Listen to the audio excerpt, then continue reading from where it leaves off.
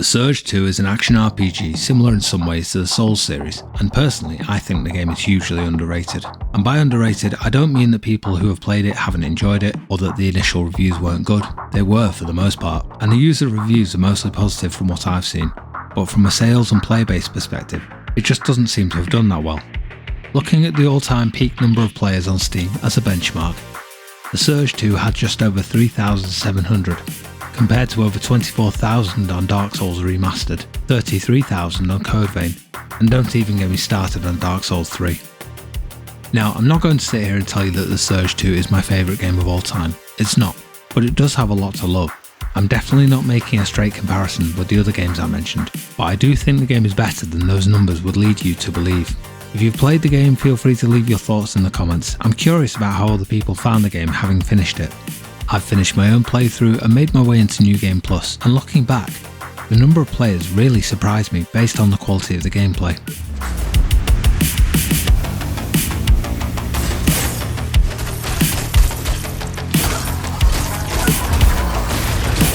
In this video I'll talk about the combat, the story elements, the gameplay loop, the character development and the customization, which I feel is one of the strongest points about the game, outside of the combat itself.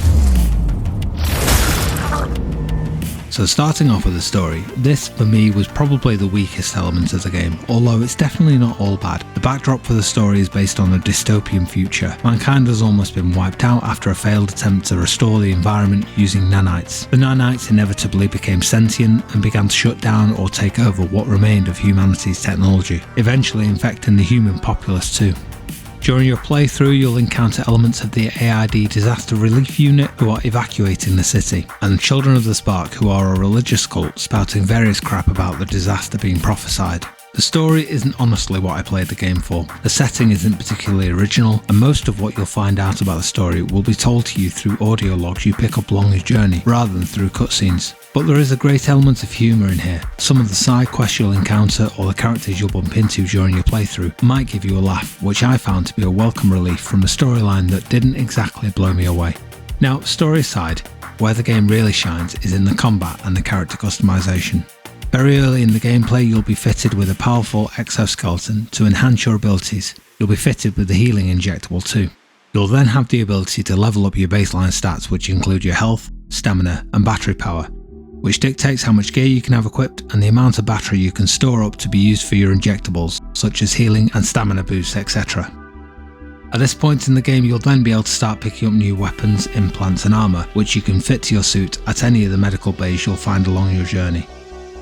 Now this is the part that I loved throughout my playthrough. In order to improve your character you'll need a few things. Tech scrap, you can pick this up around the map by killing enemies. It will be used to both level up your base stats and to craft or level up your gear. You'll need the specifications for each armour piece so that you can craft your own, new weapons to play around with, and you'll need new implants to augment your playstyle. The beauty of this system is the way you get the vast majority of the armour pieces, weapons and implants you need is to cut them off your enemies. During combat you can target the individual areas of your enemy, arms, legs, head and body. When you target those body parts, a good portion of your attacks will land there, and when you manage to break their armour, you'll have the option to do a finishing move which will remove that body part. For example, if you target an enemy's right arm, in most cases you'll pick up the crafting recipe for the arm as well as their weapon. You can't craft the weapons, but you can equip them immediately and then upgrade them over at the medical bay. Now for most enemies you'll face, that's the end of the fight. If you cut something off them, then they're dead. Later down the line though, you'll encounter enemies where they can just keep going after you cut something off, so you'll need to fight on. There are 3 types of suit, a light, medium and a heavy. Each come with the obvious advantages, some being more tanky, others being more agile, but each individual armour set comes with its own partial set bonus, unlocked by using 3 pieces of the set, or a full set bonus for wearing all 6 pieces. This means you can mix and match armour sets to get the bonuses you want. You'll also get to play with a load of fashion options too. On top of this, the implant options, which you'll find dotted around the map and also by cutting heads off, will give you further customization options such as self heals, damage increases, attack speed bonuses or defense, etc. The farming routine in this game is fairly easy in the sense that it mostly removes the RNG from the process. If you're missing an armour piece from a set you want, just go and find an enemy with that armour set and cut it off them to get the specifications. If you want a weapon someone else is using, just take it.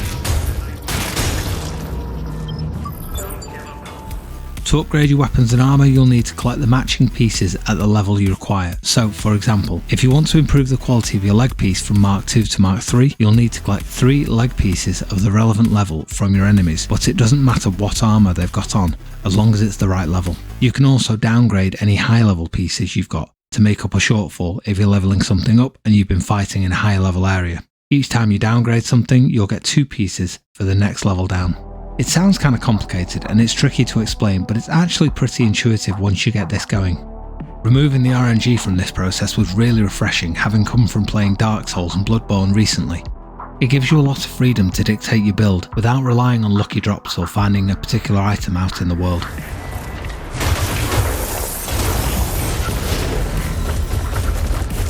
The Surge 2 has the same system as something like Dark Souls or Bloodborne, where if you die, you have the opportunity to go back and pick up your lost loot if you can make it back to where you died. But in the Surge 2 there is a timer in place, which means you might need to make a dash for it. If you get to the spot where you dropped your loot, there is a healing AoE in place for the duration of the timer, which means you'll have a small advantage when fighting that enemy who took you down. The combat itself is fast paced and pretty damn smooth. I played the game most recently on PS5 at 60 FPS. The combat is meant to be challenging, as you might expect. You can block, dodge and parry. The parry system is directional too, which means you'll need to get both your timing and the direction of the attack right. One of the first implants you'll receive in the game will give you the ability to see the incoming attack direction. If you time it right, you'll have a window of opportunity to chip away at the enemy you're facing. With tougher enemies, however, you may need to parry 2 or even 3 attacks to trigger the full parry animation.